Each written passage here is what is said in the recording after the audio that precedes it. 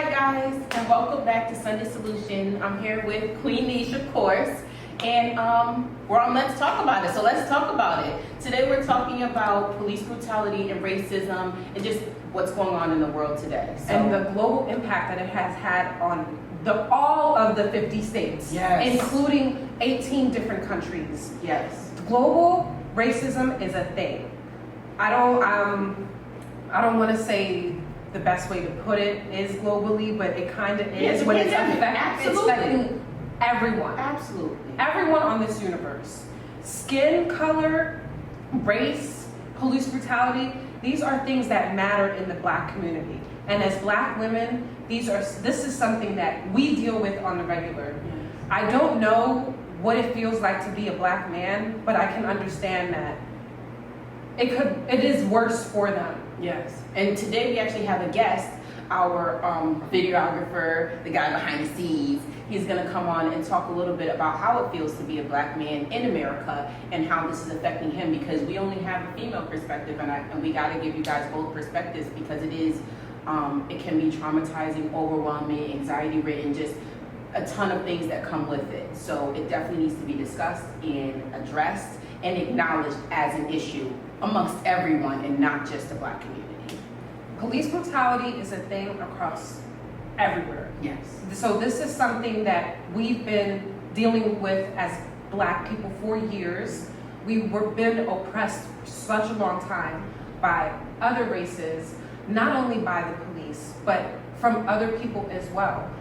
As a Black woman, what are some of the issues that you faced during or just throughout your life? I mean, y'all already know, we talked about it before earlier in the show, so definitely go back if you haven't seen them. But seriously, I was adopted by a white family, mother and father, and lived in a predominantly white area when it came to high school and middle school. So I fully understand racism and how deep it's embedded in America. In high school, I remember having a white supremacy day, which is just crazy to even think of. I remember, like I said before, a kid telling me he couldn't date me because of the complexion, literally the color of my skin, had nothing else to do with anything but my color. So I fully understand the deep-rooted issue when it's literally being passed down from family member to family member that it's okay to be racist, that they are different and we're not. So I think that it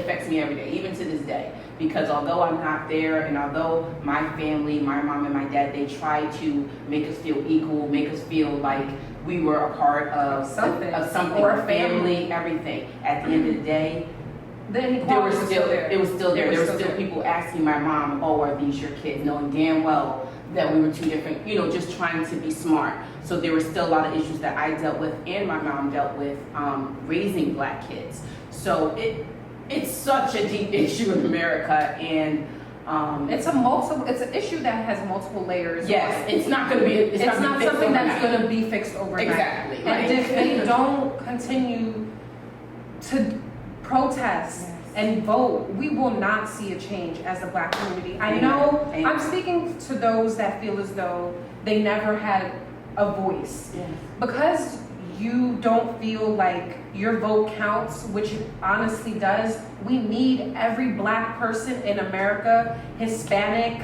Asian, all the minorities. We need you all on November 3rd to vote if we want to see a change in Black Lives Matter. Yes. If any of you guys care about us as much as you are claiming, that is something that we as a whole needs to be done. So I'm encouraging everyone, not just Black people, educate yourselves. Go out there, vote on November 3rd, because this is a serious pandemic. And they are not going to stop killing us if we don't do something to change it ourselves. Absolutely. We need to keep our foot on their necks just as much as they kept their 8 minutes and 46 seconds on George Floyd. Yes. Period. Yes, absolutely. That's how I feel. Yeah.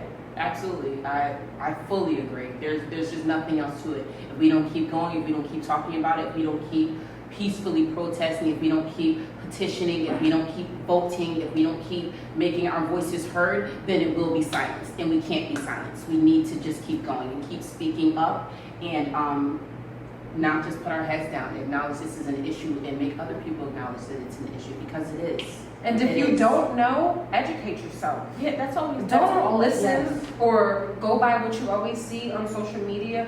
Put the phones down. Sometimes we need a break from that. Read a book. There are books. There's history books. You can read up on this. This isn't just come out To today. Kill a Mockingbird is not the only book that you can read upon racism. There are so many others. So guys, pick up a different There's book. way more books than movies. Come on, guys. Watch a cultural movie. There's so many movies that are depicted onto racism in Absolutely. America. Didn't There are start so this many year. things. Exactly. So this is nothing new. The only thing that's new is that we have cameras and we're recording everything to see what these police have been doing to us for years. It's literally, it's just being recorded. It's just being publicized. But it's been going on for generations. And we need change. I want to see a change. I'm going to continue to keep signing those petitions, keep funding those petitions. I want to open up every case.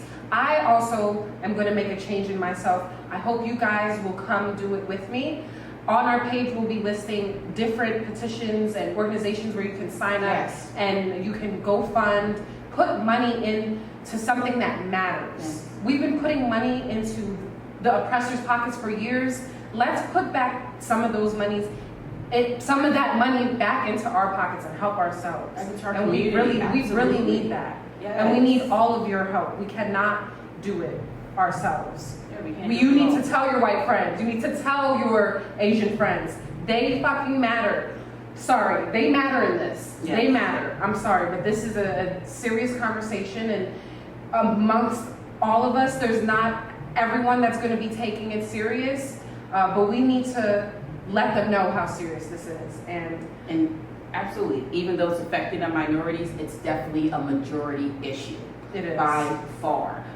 It's like I was saying earlier, a never-ending circle. So we really got to just stop the circle, break the cycle, break the loop, acknowledge there's a problem, address the problem, stop it where it's at, right there in the moment. Your cop buddy is doing something wrong, say something right then. Don't wait until later after someone has died. When your neighbor, your friend is saying something inappropriate, saying something, a joke that's you're not sure. It seems unsettling to you. It probably is. Just Once you have to think about that joke and really, if you have to think about it, just that joke was yes. There are ways we can do now. Yes. So Yes. That's where we're going to start. Yes. And we hope you all would join us do that. Yes. And on that note, let's bring on Ryan. Let's see what a male black man has to say about what's going on and how it's affecting him, because this is huge. Seeing your father, your brother, your son being killed on TV on a regular basis is extremely traumatizing for some of us. So it's good to get different views. So let's bring him on. Come on in, Ryan. All right. Thanks, Ryan, for joining us today on Let's Talk About It on this part. Like we were talking about earlier, we were discussing police brutality and how it's been a global pandemic. Over 18 plus countries, all 50 states protesting. How do you feel about that? I'm not gonna lie, lately I've been I've been a little bit scared and angry at the same time. You know what I mean? Because I'm fearing for my brother, my sister, what happened to Breonna Taylor not too long ago. And my dad, my mom, pretty much everyone, every friend, family, and just people out there who I love and care for, I fear for their lives. At the same time, I am really angry to the point where I do want the death penalty for that cop. And truthfully, like throughout my life, I personally haven't experienced too much racism, but doesn't mean it's not out there. Mm-hmm. It's around the corner. I mean, it's downtown. It's in different communities. So it could be in some of the places you go to do photography. I know you do a lot of work outside of Philadelphia. You've done photo shoots. You've done